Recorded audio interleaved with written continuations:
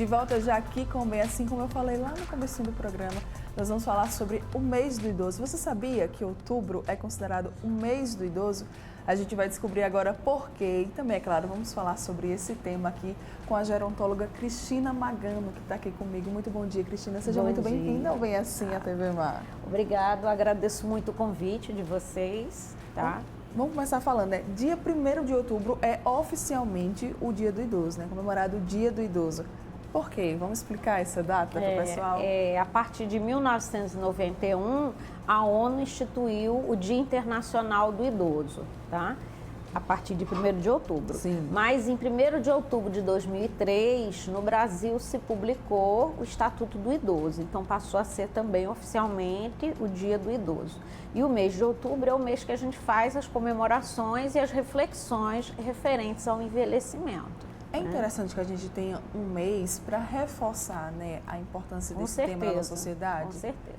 Existem muitos tabus, Cristina, envolvendo a velhice. Sim, com certeza, né? A nossa sociedade valoriza o jovem, a beleza, a força do jovem, né?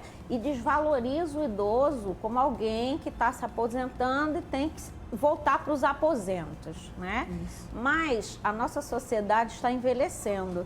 Nós temos atualmente uma pirâmide que está se invertendo. A base está ficando estreita e a parte de cima está alargando, tá? Então, a gente com 50 anos hoje em dia não é mais idoso. Antigamente, com 50 anos, você já estava prestes a morrer. Hoje, com 50 anos, você ainda tem mais 30 ou 40 anos de vida. Então, como é que você vai viver, né, esse tempo?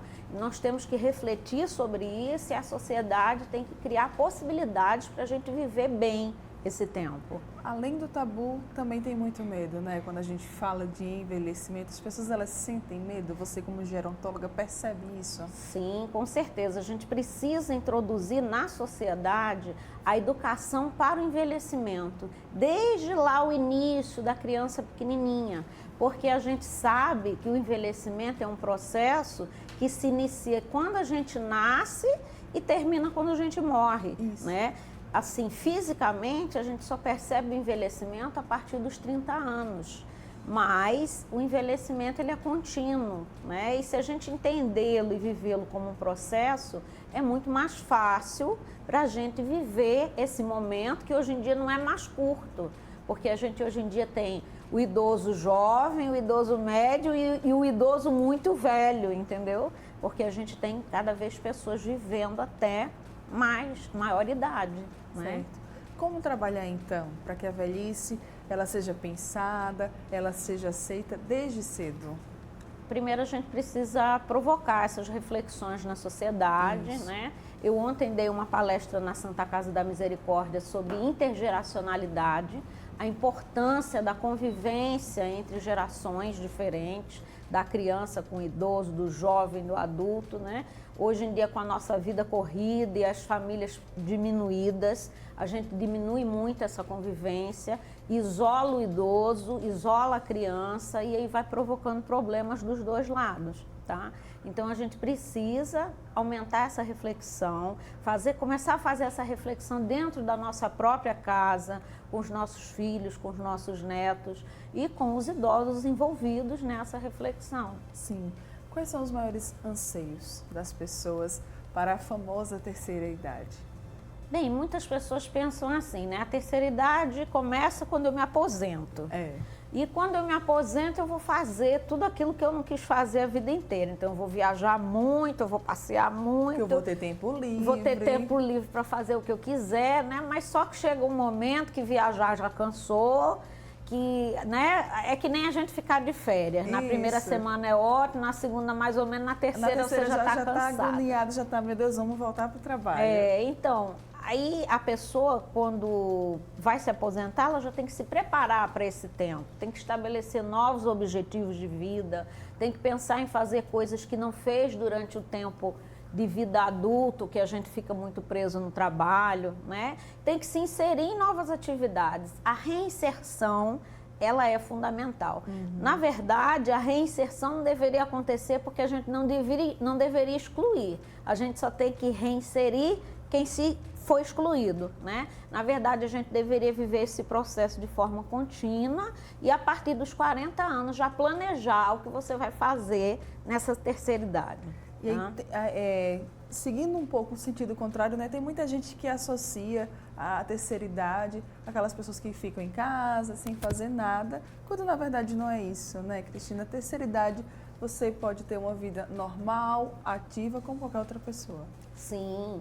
Eu sempre digo para as minhas alunas, e ontem eu enfatizei isso na palestra, que à medida que a gente vai envelhecendo, o corpo vai impondo alguns limites e a gente precisa aprender a perceber e respeitar esses limites, né? Então, é lógico que uma pessoa com 60 anos não vai fazer as mesmas atividades que uma de 15, mas a gente vai fazer atividades adaptadas à nossa idade, ao nosso contexto, às limitações que provavelmente eu possa ter no corpo, né? Um joelho que dói, alguma coisa que a coluna que incomoda. Então a gente vai fazer uma musculação, mas tem que ser uma musculação acompanhada por uma pessoa adequada que torne essa atividade adequada para mim, né? Mas eu tenho que participar de tudo, eu tenho que fazer parte da sociedade, né? Exato. Só fazendo as adaptações e lógico que o que a gente quer é uma terceira idade com saúde, inserida, nada de ficar na cama, nem de ficar dependente, mas isso tudo também vai depender das escolhas que a gente vai fazendo ao longo da nossa vida, né? Exato.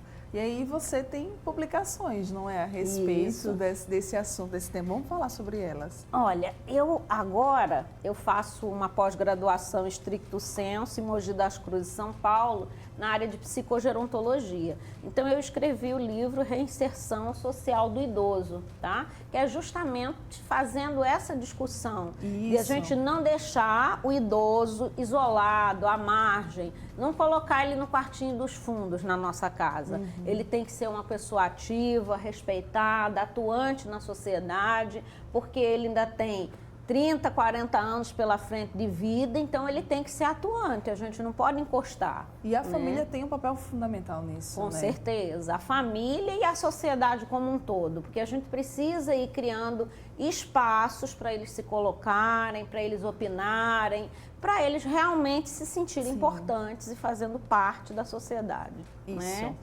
E aí tem mais, Além né? desse, eu publiquei outros 2 livros na área de radiologia, porque eu sou professora de radiologia na Universidade Estadual, tá? Um de radiologia forense e o outro das aplicações da ressonância magnética e da tomografia computadorizada, tá? Esses, eles estão ainda em formato de CD, porque e-book, né? Porque ainda não chegaram os livros impressos, só chegou esse físicos, aqui. Né? E esses 2 livros aqui, eu tenho um capítulo publicado na área de saúde mental, porque eu também trabalho no CAPS-AD, CAPS Álcool e Drogas, e trabalho também na área de saúde mental, que eu gosto muito também. Eu, na verdade, sou multifacetada. Maravilhosa. E aí, para a gente fechar esse momento aqui, essa entrevista, Cristina, eu queria que você desse dicas, então, para um envelhecimento saudável. Você que trabalha com isso, você que pesquisa sobre isso, estuda sobre isso.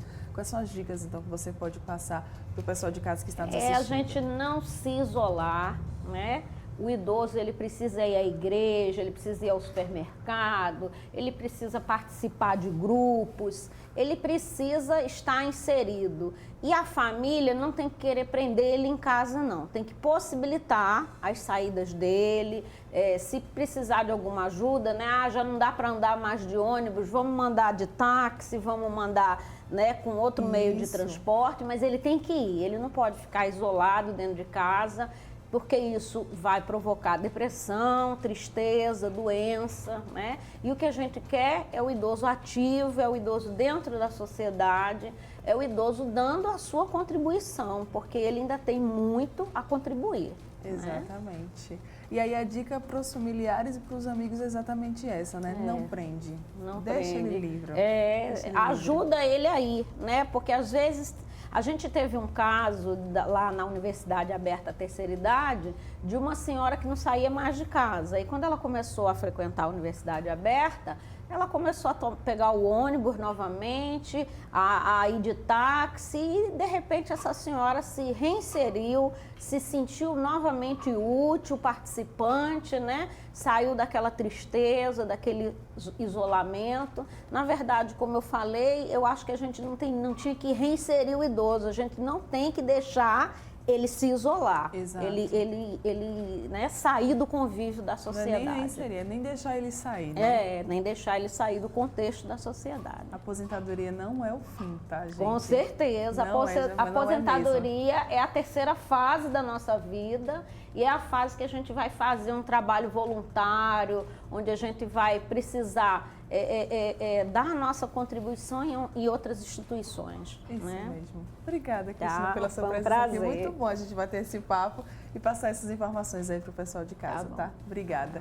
E olha só, você que está aqui ligadinho com a gente, muito obrigada a você pela sua companhia. Já estamos acabando o nosso programa hoje. Olha só, pessoal, amanhã Porlando Santos estará com vocês, tá certo? Mas amanhã é quarta, isso. Na quinta-feira eu estarei de volta, a gente vai ter um programa especial. Deixo desde já o convite para vocês sobre sedentarismo, tá? Muito bom mesmo, bate-papo, vocês não perdem por esperar. Vai ser muito legal, muita informação boa para você aprender bastante sobre esse tema, tá? Grande beijo, muito obrigado pela sua companhia e a gente volta a se ver na quinta. Tchau, tchau.